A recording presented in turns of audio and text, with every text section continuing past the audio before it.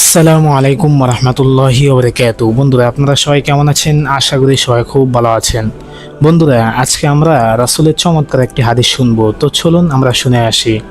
রাসূল পাক সাল্লাল্লাহু আলাইহি ওয়াসাল্লাম ইরশাদ করেন, ইন্নাল্লাহা লা ইউমলি লিয-যালিম হাত্তা ইযা আখাযাহু লাম ইউফলিতহু। অর্থাৎ অবশ্যই আল্লাহ তাআলা জালেমদেরকে তাদের জুলুমের ক্ষেত্রে অবকাশ দেন, কিন্তু যখন তিনি জালেমদেরকে ধরেন তখন কাউকে ছাড় দেন না। বর্তমানে আমাদের মুসলমান ভাইদের উপরেও বিভিন্ন রাষ্ট্রে জুলুম, অত্যাচার, নির্যাতন করা হইতেছে।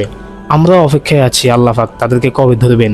ইনশাআল্লাহ আল্লাহ তাআলা একদিন তাদেরকেও ধরবেন এবং বিজয় একদিন মুসলিমদেরও হবে। এইভাবে আমরা অনেকেই নিজেদের মা বাবাদের উপর অথবা ভাই বোনদের উপর অথবা আত্মীয় স্বজনের উপর জুলুম করে থাকি, অথবা বন্ধু বান্ধবের উপর জুলুম করে থাকি। আমরা সবাই সতর্ক থাকব, কারণ আল্লাহ পাক রব্বুল আলামিন আপনাকে এখন সুযোগ দিতেছে, কিন্তু এক সময় আপনাকে আর সুযোগ দিবে না। তখন আল্লাহ পাকের শাস্তি আপনার উপরে এসে পড়বে। তো আমরা সবাই এই জুলুম থেকে বেঁচে থাকার চেষ্টা করব। আর হ্যাঁ বন্ধুরা, এমন ইসলামিক ভিডিও পেতে আমাদের চ্যানেলটিকে সাবস্ক্রাইব করে রাখুন। তো দেখা বন্ধু কোনো ভিডিওতে। আল্লাহ হাফেজ। আসসালামু আলাইকুম রহমতুল্লাহ।